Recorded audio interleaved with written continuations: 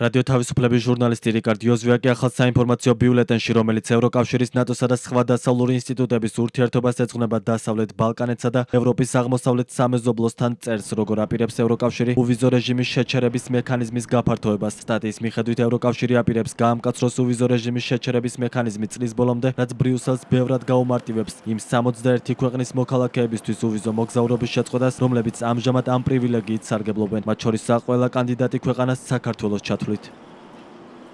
შეჩერების საფუძვლების ჩამონათვალის გაზრდის წინადადება ევროპის კომისიამ ჯერ კიდევ 2023 წელს წამოაყენა. ევროკავშირის საბჭომ, რომელიც 27 წევრ ქვეყანას წარმოადგენს, საკუთარი პოზიცია ამ საკითხზე უკვე 1 წლის წინ დააფიქსირა. თუმცა 2024 წლის ივნისში დაგეგმილი ევროპარლამენტის არჩევნებისა და კანონმდებლობის დაგროვილი მოცულობის გამო პარლამენტმა მხოლოდ ახლახან შეძლო მოლაპარაკებებისთვის უფლებამოსილების მოპოვება. გასულ კვირას შედგა პირველი სამმხრივი შეხვედრა სამი ინსტიტუტს შორის ამ წინადადებაზე. მიზანი კი შეთანხმების მიღწევა პოლონეთის თავმჯდომარეობის პერიოდში, რომელიც ივნისის ბოლომდე გაგრძელდება. თუ ყველაფერი გეგმის მიხედვით წავა, ახალი წესების შემოდგომაზე ამოქმედება.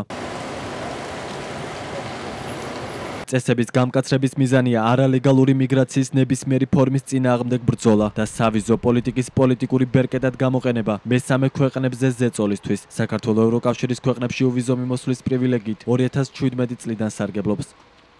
დღევანდელი შეჩერების მექანიზმი 2018 წლიდან არის ძალაში და გამოიყენება მაშინ, როცა აშკარა ბოროტად გამოყენებაა სახეზე. მაგალითად, თუ მესამე ქვეყნის მოქალაქეები მასობრივად აჭარბებენ 90 დღიან ლიმიტს, ანუ უვიზო მიმოსვლას თავშესაფრის საძიებლად იყენებენ. ცვლილებები 4 ძირითადი მიმართულებით იგეგმება, რათა ბრიუსელმა უვიზო რეჟიმის შეჩერების მექანიზმი უფრო ეფექტურ ბერკეტად აქციოს. პირველი უვიზო რეჟიმი შეიძლება შეჩერდეს მაშინ, როცა ევროკავშირი ხედავს, რომ მესამე უვიზო ქვეყანას არ აქვს საკმარისი შესაბამისობა ევროკავშირის საერთო სავიზო პოლიტიკასთან.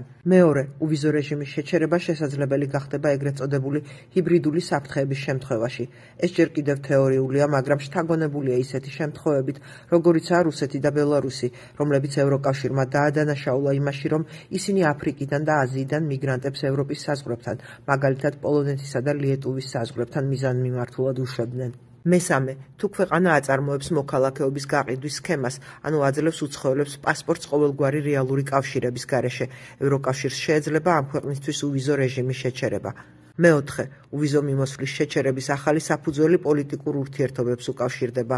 კანონპროექტი განმარტავს, რომ მექანიზმი შეიძლება ამოქმედდეს იმ შემთხვევაში, თუ დაფიქსირდება მნიშვნელოვანი ადამიანის უფლებების დარღვევა ან ბოროტად გამოყენება, ან საერთაშორისო სამართლის სერიოზული დარღვევა, მათ შორის ადამიანის უფლებათა კანონმდებლობისა და საერთაშორისო სასამართლოების გადაწყვეტილებების უგულებელყოფა. როგორც რიკარდ იოზვიაკი წერს, ევროკავშირის ოფიციალური პირები ხშირად ამბობდნენ, რომ უვიზო რეჟიმის საფუძველში ყოველთვის არსებობდა დემოკრატიის კრიტერიუმი, თუმცა არასდროს იყო ნათლად განსაზღვრული, რას მოიცავდა ეს კრიტერიუმი. კიდევ ერთი ახალი და საინტერესო მომენტია ის, რომ ასეთ შემთხვევაში მექანიზმის ამოქმედება უნდა იყოს მხოლოდ ევროკომისიის პრეროგატივა, წევრ სახელმწიფოებთან კონსულტაციის შემდეგ, ვინაიდან ეს უკვე ევროკავშირის საგარეო ურთიერთობებს ეხება.